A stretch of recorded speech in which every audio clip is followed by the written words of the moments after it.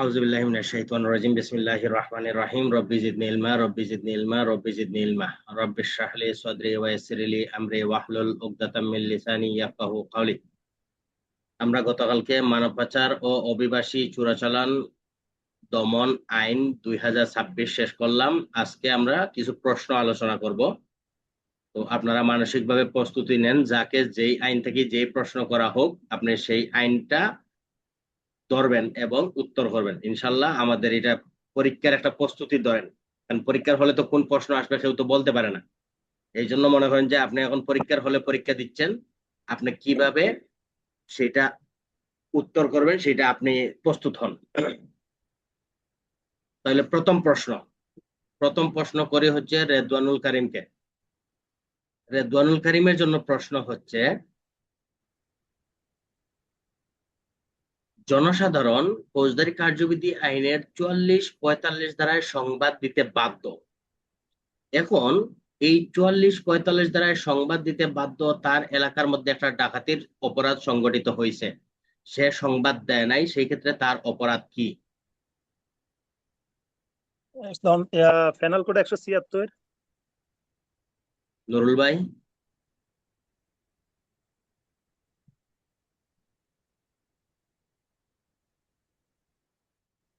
নুরুল ভাই বলেন।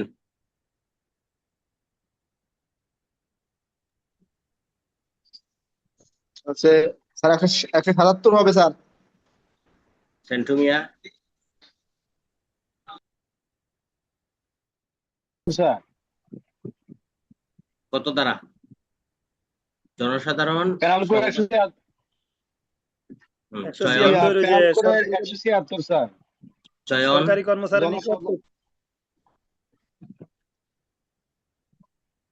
সরকারি কর্মচারীর নিকট তথ্য নোটিশ সরবরাহ করতে বাধ্য যদি সরবরাহ না করে সেটা শাস্তি।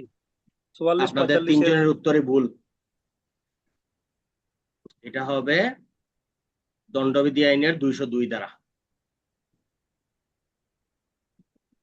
এটা তো অপরাধ বাঁচানোর উদ্দেশ্যে। জি না, দণ্ডবিধি আইনের 202 কি বলছে? সংগঠিত অপরাধের সংবাদ না দেওয়া। 202 হবে 176-এর সাথে, 203 হবে 177-এর সাথে, যদি সে মিথ্যা সংবাদ দেয়। আর 203 হচ্ছে সংগঠিত অপরাধ, অর্থাৎ হয়েছে ডাকাতি, সে বলছে যে না স্যার এখানে তো ডাকাতি হয় না, এলাকা থেকে লোক কিছু গেছে এদিকে, যেহেতু অপরাধটা সংগঠিত হয়ে গেছে এই জন্য সে তথ্য দেয় নাই, তখন হবে 203। আর শুধু কি তথ্য দেয় নাই, সেই ক্ষেত্রে হচ্ছে কি 177 মিথ্যা তথ্য দিলে পরে। আর যদি না তথ্য না দেয় সেই ক্ষেত্রে 176। আপনাদের 3 জনের আনসারই ভুল। পরের প্রশ্ন। প্রশ্নটা কি করছেন আবার বলুন তো। আপনি পরের প্রশ্ন আবার বলেন। 203 তো স্যার সংগঠিত অপরাধ সম্পর্কে মিথ্যা তথ্য দিলে। হ্যাঁ আমি তো সেটাই তো বলছি, যে এলাকায় একটা ডাকাতির অপরাধ সংগঠিত হয়েছে সেটা সংবাদ দেয় নাই, 202। আচ্ছা ঠিক আছে, তাহলে ঠিক আছে। না আমরা ধরে নিলাম যে কোনটা ওই যে সংবাদ দিতে বাধ্য, এটা মনে করছিলাম। হ্যাঁ বাধ্য তো আমি তো বলছি যে 44-45 ধারায় সংবাদ দিতে বাধ্য, কিন্তু তার এলাকার মধ্যে একটা ডাকাতির অপরাধ সংগঠিত হয়েছে, সে এটা সংবাদ দেয় নাই। ঠিক আছে, আমি তো সংগঠিত বলছি না।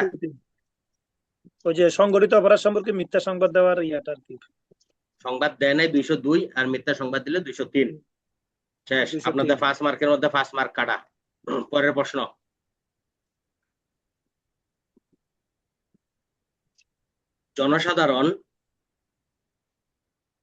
জনসাধারণ কোন ব্যক্তিকে কোন কোন অপরাধের কারণে বিনা পরোয়ানায় গ্রেপ্তার করতে পারে, সংশ্লিষ্ট আইন ও বিধি উল্লেখপূর্বক আলোচনা করুন। প্রশ্নের উত্তর দিবেন প্রথমে সেন্টু মিয়া। স্যার আমলযোগ্য অপরাধের ব্যক্তিদেরকে জনসাধারণ গ্রেপ্তার করতে পারছে। কত দ্বারা? আমলযোগ্য অপরাধ তো স্যার সাইডের কে চ। এসআই আরিফ, জনসাধারণ কোন কোন অপরাধের কারণে কোনো ব্যক্তিকে বিনা পরোয়ানায় গ্রেপ্তার করতে পারেন, আইন ও বিধি উল্লেখপূর্বক আলোচনা করুন। আর আসলাম কিছুক্ষণ আগে, বাড়িতে আইছি, একটু পরে বলতেছি। ঠিক আছে, নুরুল ভাই বলেন।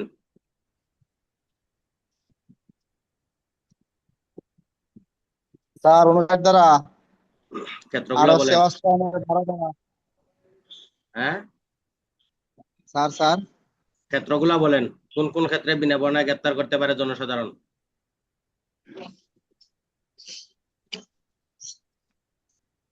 59 ধারায় জনসাধারণের আমলযোগ্য কেউ অপরাধ জনসাধারণ করে তাকে জনসাধারণ বিনা বর্ণায় গ্রেপ্তার করতে পারবে। রেদওয়ানুল করিম, 59 এক। রেদওয়ানুল করিম, কোন কোন ক্ষেত্রে আমি জনসাধারণ বিনা 59 বর্ণায় গ্রেপ্তার করতে পারেন? 1 2 3টা জানি। হ্যাঁ, 54 ধারা গ্রেপ্তার করলে আবার পুলিশকে দিবে 59 যে ক্লোজ গুলা, এটাই তো। আমি আপনারে বলছি জনসাধারণ কোন কোন ক্ষেত্রে কোনো ব্যক্তিকে বিনা বর্ণায় গ্রেপ্তার করতে পারে। জনসাধারণের উপস্থিতিতে যদি কোনো ব্যক্তি আমলযোগ্য বা জামিনের অযোগ্য অপরাধ করেন বা সরকার ঘোষিত কোনো ব্যক্তিকে জনসাধারণ বিনা পরোয়ানা গ্রেপ্তার করতে পারেন। এটা হলো সঠিক। 59 1 নাম্বার ক্লোজ। 59 একের 3টা ক্ষেত্রে বলা আছে, যদি কোনো জনসাধারণের সামনে জামিন অযোগ্য, আমলযোগ্য এবং সরকার কর্তৃক ঘোষিত অপরাধী হয়, সেই ক্ষেত্রে জনসাধারণ বিনা বর্ণায় গ্রেপ্তার করতে পারে। তারপরে যেহেতু বলছি কোন কোন ক্ষেত্রে সংশ্লিষ্ট আইন ও বিধি, সেই ক্ষেত্রে অস্ত্র আইনের 12 ধারা দিবেন, যে যদি কেউ অস্ত্র নিয়ে অবৈধভাবে বা অস্ত্র ব্যতীত চলাফেরা করে, সেই ক্ষেত্রে অস্ত্র আইনের 12 ধারা মোতাবেক বিনা বর্ণায় গ্রেপ্তার করতে পারে। ঠিক আছে, সেন্টু মিয়ার মার্ক নাই, নুরুল ইসলামের মার্ক হইছে 1, আর রেদওয়ানুল করিমের হইছে 4। পরের প্রশ্ন,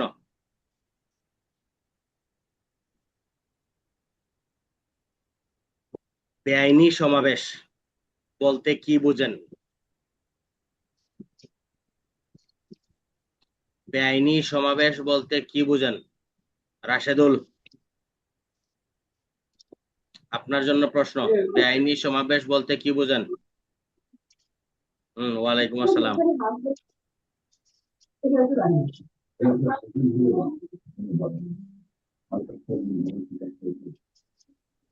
ঠিক আছে, সেন্টু মিয়া বলেন, বেআইনি সমাবেশ বলতে কি বুঝেন?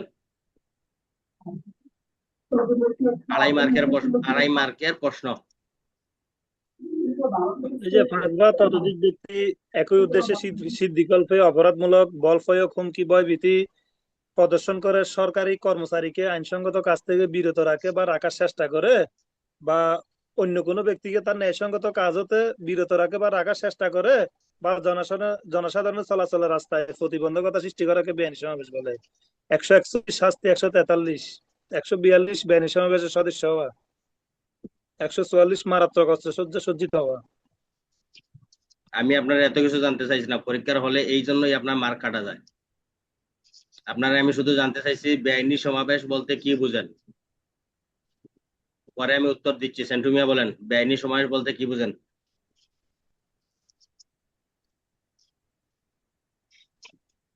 আমি স্যার ওরকম ভাবে কিছু আর করতে পারতাম না।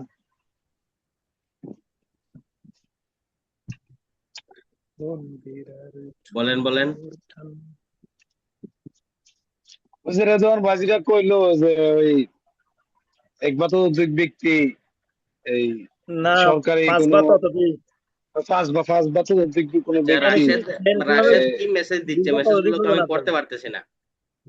রাশেদুল কি মেসেজ দিচ্ছে? আমি মেসেজগুলো বাংলা দিচ্ছে তো, আমি আমার কাছে শু করতেছে না। 141 143। হ্যাঁ ঠিক আছে, এটাই সঠিক। আরিফুল, বেআইনি সমাবেশ বলতে কি বুঝেন?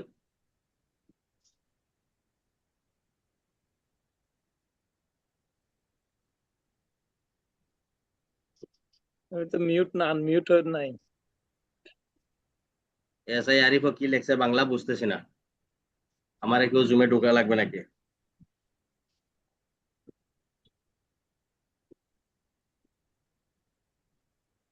উনি নুরুল ভাই বাড়িতে বলেন, আছে বলতেছে। নুরুল ভাই বলেন।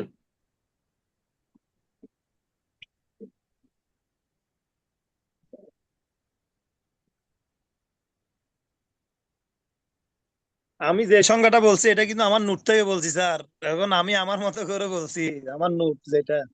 বই না, বাট আমি নোট যেটা করছি আর কি, হয়েছে কি না সেটা আপনি বলবেন। নেক্সট হ্যাঁ, বলেন না হলে। হ্যাঁ, আমি উনাদেরটা শেষ করি, শেষ করে এরপরে বলতেছি। আর সময় কম তো। 5 বা ততোধিক ব্যক্তির সমাবেশকে বেআইনি সমাবেশ বলা হয় যদি তাদের অবস্থা হয় নিম্নরূপ। 1 নম্বর আছে হুম, সরকারি কর্মচারীর কাজে বাধা দান। হুম, কোনো মানুষের আহ, মানুষের এই, রাস্তার অধিকার হরণ করা এবং কোনো গৃহে অনধিকার প্রবেশ এবং আহ, অশলীল আহ, কি যেন একটা পানির অধিকার হরণ করা। 5 বা ততোধিক ব্যক্তি যদি 5টা কাজ করে বা 5 কাজের যে কোনো একটা কাজ করে, তাহলে সেটা কি হবে? বেআইনি সমাবেশ হিসেবে গণ্য হবে। রেদওয়ানুল করিম নোট, রেদওয়ানুল করিম নোট করবেন। না, 5 বা এটা ততোধিক ব্যক্তি যদি 5টা কাজ করে, এটা তাহলে সেটা বেআইনি সমাবেশ হবে। এখন এই স্যার, এটা 5টা, দুই ভাবে আছে। আমি আপনি আড়াই মার্কের সংখ্যাটার জন্য আমি একটার মধ্যে লাইনের মধ্যে সব 5টা নিয়ে আসছি। না, আর যদি ব্যঙ্গে বলেন সেটা আমি প্রথমত, আপনারা বলি, দ্বিতীয়ত, আমি তৃতীয়ত। আপনারা বলি, কথার উত্তর বুঝেন। যেহেতু 2.5 মার্ক, এই 2.5 মার্কে যখন আপনি 5টা কোটেশনে দিবেন, আপনি যে 5টা কোটেশনে কিন্তু আপনি 2 লাইনে বলছেন, এটা কি করবেন? 5টা কোটেশনে দিবেন, তাহলে কিন্তু জায়গাটা একটু বেশি দেখাবে, এক্সামিনার আপনাকে মার্ক বেশি দিবে। 2.5 মার্কের মধ্যে অন্তত আপনাকে 2 মার্ক দিবে যখন আপনি বেশি দেখাবেন। আর আপনি কিন্তু লেখছেন 5টাই ঠিকই আছে, কিন্তু দেখাবে মাত্র এতটুকু, তখন আপনার মার্ক দিবে কি? সর্বোচ্চ দিলে 1.5 দিবে। অতএব এটা মাথায় রাখবেন। না, না, ঠিক আছে, এটা আমরা ওইভাবে বলতে পারি আর কি। ওই যে প্রথমত সরকারি কর্মচারীকে বিধি প্রদর্শন করা, দ্বিতীয়ত হলো যে তার কার্য সম্পাদনে হ্যাঁ, বাধা প্রদান এভাবে করে। ব্যঙ্গে লেখা যায়। হ্যাঁ, ওই ওই রকম আমি আপনি শর্ট সংজ্ঞাটা করিয়া মানে বাঙ্গি লিখবেন, শর্ট করিয়া ব্যঙ্গে ব্যঙ্গে দিবেন, তাহলে সেটা ভালো হবে। তাহলে কম জিনিসে বেশি ওই লেখা সংজ্ঞাটা দেখাবে, আপনাকে এক্সামিনার মার্ক ভালো দিবে। পরের প্রশ্ন। আর কি। আচ্ছা, ঠিক আছে, বলেন হ্যাঁ, স্যার। পরের প্রশ্ন। ক নামক ব্যক্তি, মনোযোগ দেন, যেহেতু এটা একটু ডাকের প্রশ্ন, বলবো একটু বড় করে বলবো, একটু মনোযোগ দিবেন। ক নামক ব্যক্তি রাত্রিবেলা অপথে গৃহে প্রবেশকালে বাড়ির মালিক সেন্টু মিয়া বাধা প্রদান করে। ক সেন্টু মিয়াকে চাকু দিয়ে আঘাত করলে সেন্টু মিয়া ঘটনাস্থলে মারা যায়। ক এর অপরাধ কি? এটা কি রাত্রিবেলা না? রাত্রিবেলা। কি 446 নাকি? প্রশ্ন আবার বলতেছি। ক রাত্রিবেলা অপথে গৃহে প্রবেশ করার কালে সেন্টু মিয়া বাধা দেয়, তখন ক সেন্টু মিয়াকে চাকু দিয়ে আঘাত করে, সেন্টু মিয়া ঘটনাস্থলে মারা যায়। ক এর অপরাধ কি?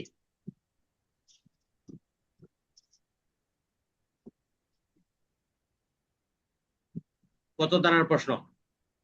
নুরুল ভাই। এটা তো স্যার 400 প্রশ্ন, আর এটা খুন যেহেতু করছে 302। হ্যাঁ, নুরুল ভাই বলেন। স্যার শাস্তি তো 302। আরিফুল।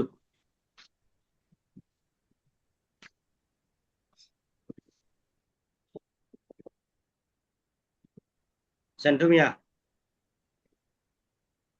স্যার প্রশ্ন হচ্ছে 444-এর আর এই 460। 445-এর প্রশ্ন, উত্তর হয়েছে 460। উত্তর হচ্ছে 460 কি 460। উনি কি মৃত্যুর প্রস্তুতি নিয়ে ঢুকছে নাকি? এটা তো বাধা দিছে মৃত্যুর বিদায় না, প্রস্তুতি না, খুন করছে? অনধিকার প্রবেশকালে কোনো ব্যক্তির মৃত্যু ঘটালে সেটা শাস্তি 460। গুরুতর জখম বা আঘাত করলে 459 অনধিকার প্রবেশকালে। এখানে খুন করুক যাই করুক, এখানে কিন্তু 302 আসবে না, সেখানে 360ই যাবে, 460ই যাবে। পরের প্রশ্ন।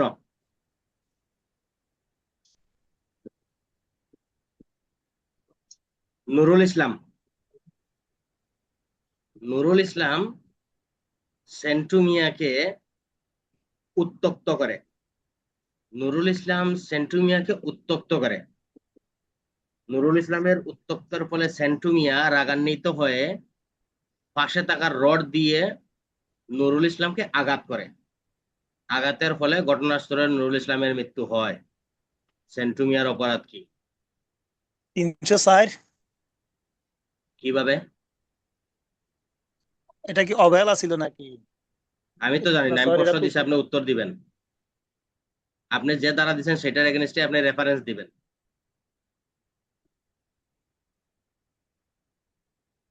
আপনি 304 বলছেন, এটা 304 কিভাবে হইলে আপনি রেফারেন্স দিবেন? আবার বলেন, এটা উত্তক্ত করার পরে কি মেরে ফেলছে? নুরুল ইসলাম উত্তক্ত করছে, উত্তক্ত করার বলে সেন্টু মিয়া রাগান্বিত হয়ে পাশে থাকা রড দিয়া নুরুল ইসলামকে আঘাত করলে নুরুল ইসলাম ঘটনাস্থলে নিহত হয়। সেন্টু মিয়ার অপরাধ কি?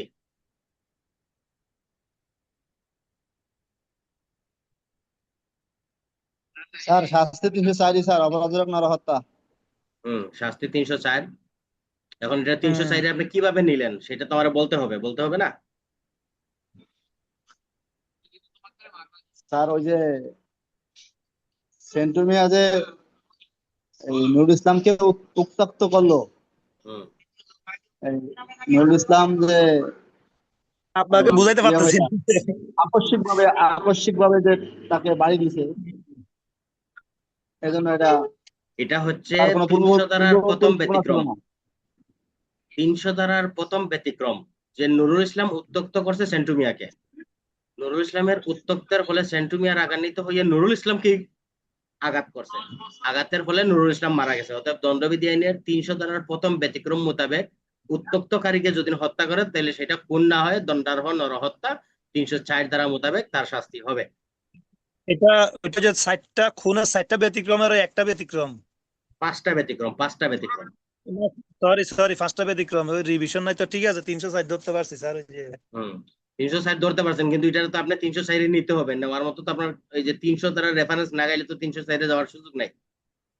হুম হুম হুম খালি আপনি বললেন যে এটা নরহত্যা হয়ে গেল, তাহলে তো আর হইল না। আপনার এটা রেফারেন্স গাইয়া তো 300 নরহত্যায় নিবেন, আর যেহেতু এটা খুন হয়েছে তো আপনি তার নরহত্যায় নিবেন কিভাবে? পরের প্রশ্ন, ক নামক ব্যক্তি ক নামক ব্যক্তি সড়ক দুর্ঘটনার ফলে আঘাতপ্রাপ্ত হয়ে হসপিটালাইজ হয়। ডাক্তার কোয়ের জীবন বাঁচানোর জন্য তার ডান পা কর্তন করেন। ডাক্তারের অপরাধ কি?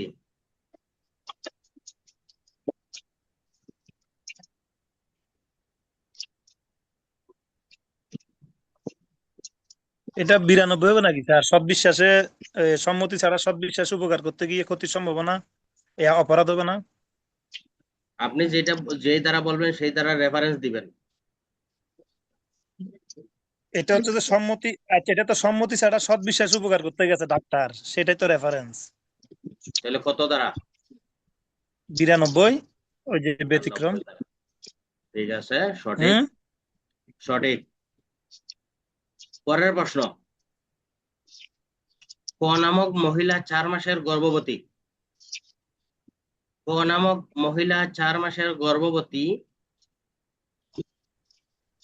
বাসার ফ্লোরে পিচ্ছিলতার কারণে সে পড়ে যায়।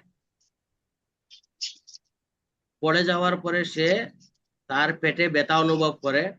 ডাক্তারের শরণাপন্ন হইলে ডাক্তার জানায় যে তার গর্ভের সন্তান বিনষ্ট হয়ে গেছে। সেই ক্ষেত্রে তাকে ফুললি অ্যাবর্শন করা প্রয়োজন। সেই ক্ষেত্রে গর্ভবতী ক এবং ডাক্তারের অপরাধ কি?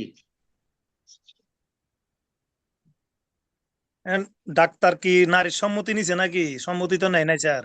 নারী সম্মতি নিছে। তো সম্মতি নিলে তো এখানে নারী কি মৃত্যু মৃত্যু মৃত্যু মৃত্যু হয়েছে নারীর? নারীর কিচ্ছু হয়েছে না, নারীর সম্মতি দিছে যে ঠিক আছে অ্যাবর্শন করেন। সেই ক্ষেত্রে নারী এবং ডাক্তারের অপরাধ কি?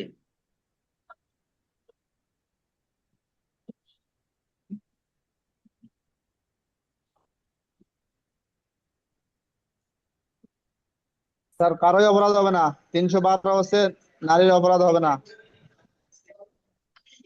নারীর অপরাধ হবে না।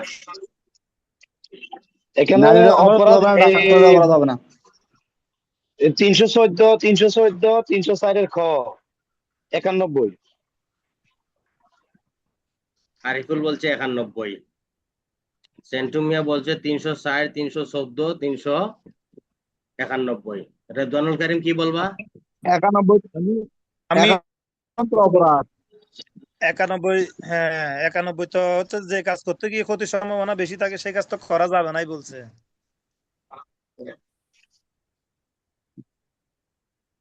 রেদওয়ানুল করিমের উত্তর কি? প্রশ্নটা স্যার আমি আসলে বুঝতে পারি নাই। আচ্ছা, বুঝতে পারেন নাই। নুরুল ভাই, আপনার উত্তর?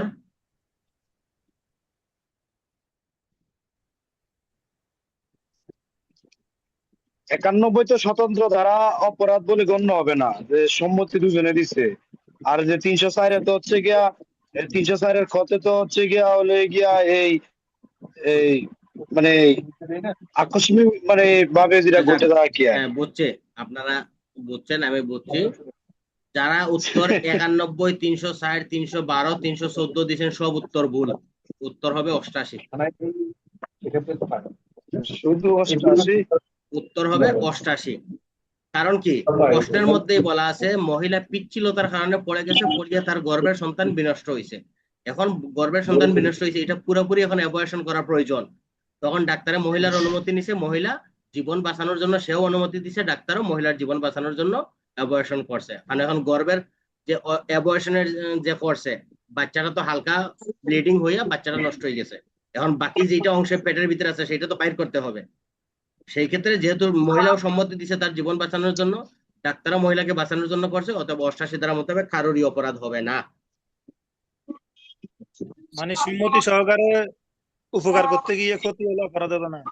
না, কারণ এটা কি মহিলার জীবন বাঁচানোর জন্য করা হয়েছে, সেই ক্ষেত্রে এটা কারোরই অপরাধ হবে না 88 ধারা মোতাবেক। পরের প্রশ্ন,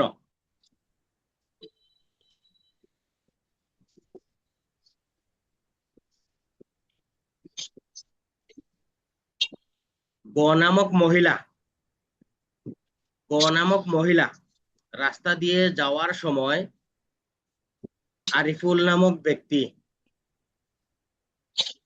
গ নামক মহিলা রাস্তা দিয়ে যাওয়ার সময় আরিফুল নামক ব্যক্তি উক্ত মহিলাকে অপমান করার জন্য বিরক্তিকর অঙ্গভঙ্গি করে। এএসআই আরিফের অপরাধ কি?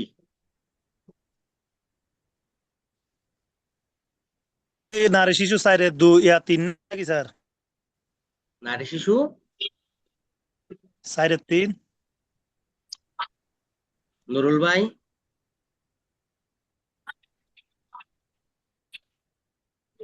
তার প্রশ্নটা আবার করতে স্যার। গ নামক মহিলা রাস্তা দিয়ে যাওয়ার সময় আরিফুল নামক ব্যক্তি তাকে অপমান করার জন্য বিভিন্ন ধরনের অঙ্গভঙ্গি করে। এএসআই আরিফুলের অপরাধ কি?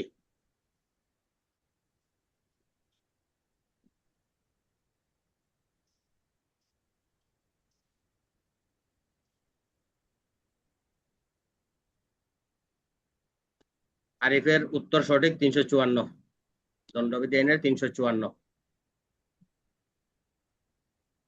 পরের প্রশ্ন,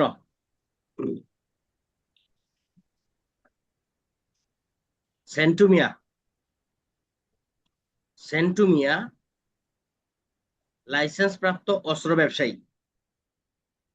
সেন্টু মিয়া লাইসেন্স প্রাপ্ত অস্ত্র ব্যবসায়ী। সে তার অস্ত্রের লাইসেন্স দিয়ে একটি কামান আমদানি করে।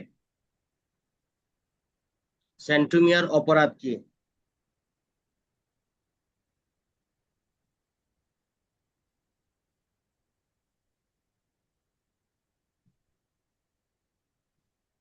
সেন্টু মিয়া একজন লাইসেন্স প্রাপ্ত অস্ত্রের ব্যবসায়ী। সে তার লাইসেন্স দিয়ে একটি কামান আমদানি করে। সেন্টু মিয়ার অপরাধ কি?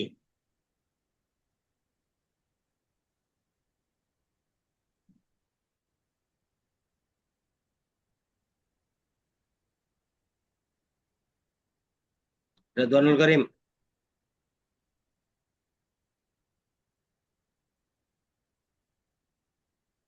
19-এর ক।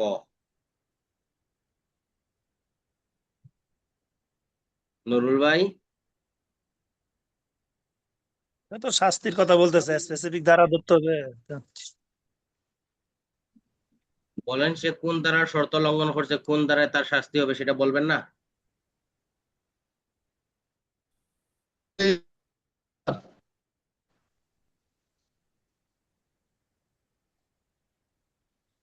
নুরুল ভাই,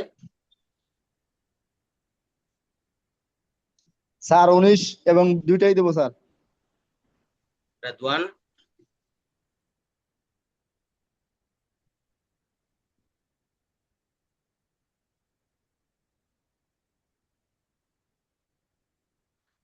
এখানে প্রশ্নের মধ্যে বলা আছে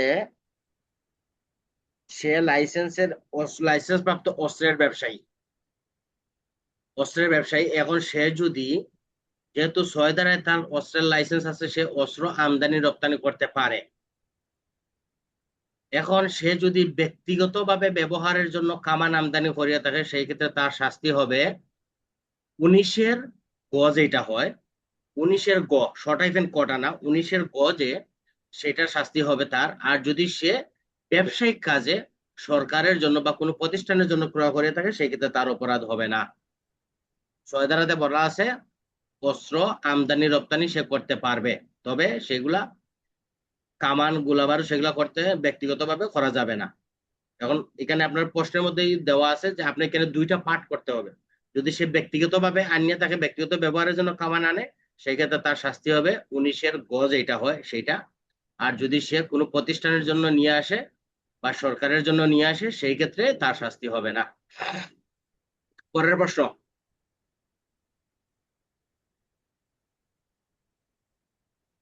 পরের প্রশ্ন, নুরুল ইসলাম। স্যার তাহলে এই জায়গা স্যার কি 19 দিলে হবে না? না, 19 দিলে এটা তো হবে না। 6 ধারা। 19-এর ক, খ, গ, গ, উ, চ, ছ, এখানে বর্গীয় জ, জ, ই পর্যন্ত আছে। আপনারা সেগুলো স্পেসিফিকলি ভাঙতে হবে যে কোনটার জন্য কোন দ্বারা যায়।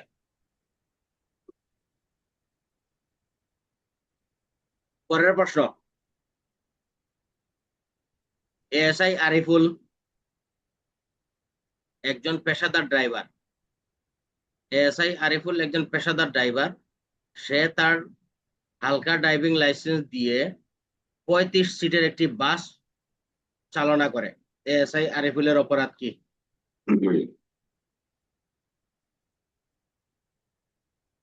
এএসআই আরিফুল একজন পেশাদার ড্রাইভার, সে তার হালকা ড্রাইভিং লাইসেন্স দিয়ে 35 সিটের একটা বাস চালনা করে। এএসআই আরিফুলের অপরাধ কি?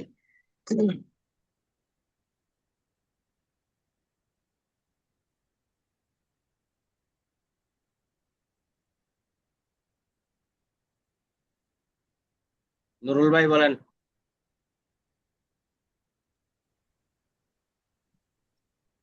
স্যার আমি বলতে পারতেছি না স্যার।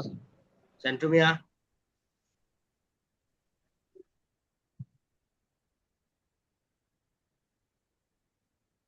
রেদওয়ানুল করিম,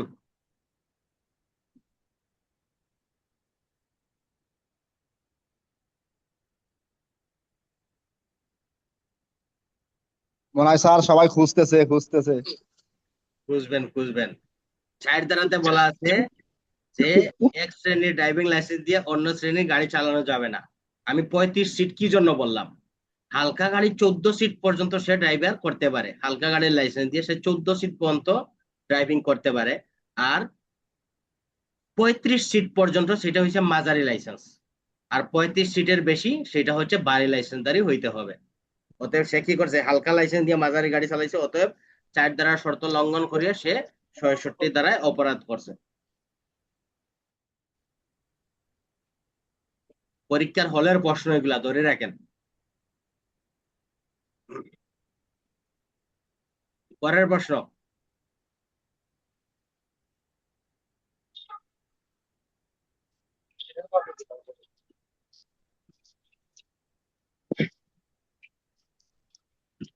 মানব পাচার আইনে মানব পাচার হিসেবে গণ্য হয় কোন কোন কার্য? মানব পাচার আইনে মানব পাচার হিসেবে গণ্য হয় কোন কোন কার্য?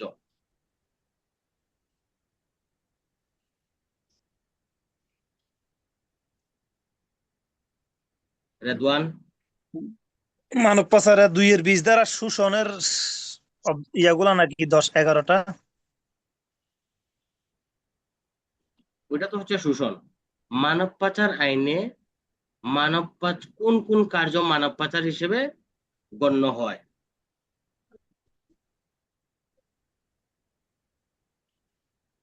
মানব পাচারের সংজ্ঞা কি?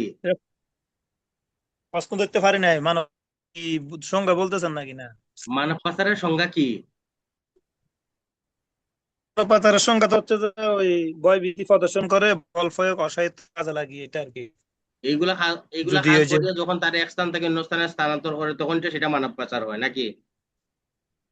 এখন প্রশ্নটা তো ধরাটাই। তো এইরকম যদি একবারে ইজি প্রশ্ন যদি আপনারা যদি একটু ধরতে না পারেন তাহলে কেমন হইব? বলুন তো, না আমরা তো পাচার কি কাকে বলে? মানব পাচার আইনের কোন কোন কার্য মানব পাচার হিসেবে গণ্য হবে? আহ, জাস্ট খালি আমি সংখ্যাটারে উল্টাই দিলাম আর কি।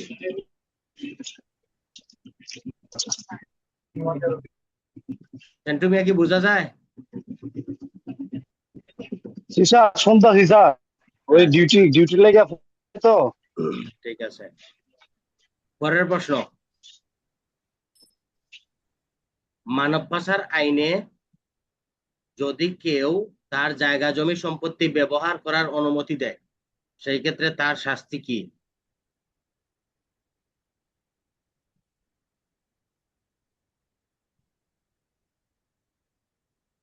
রেদওয়ান? হুম, বুঝি না, এবার বলেন। মানব পাচার আইনে যদি কেউ তার সম্পত্তি ব্যবহারের অনুমতি দেয় তাহলে তার অপরাধ কি?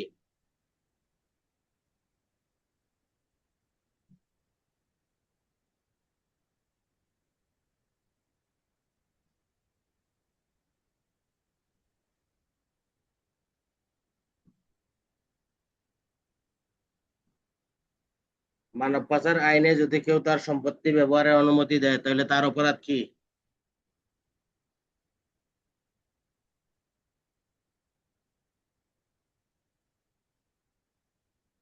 খুবই হতাশাজনক।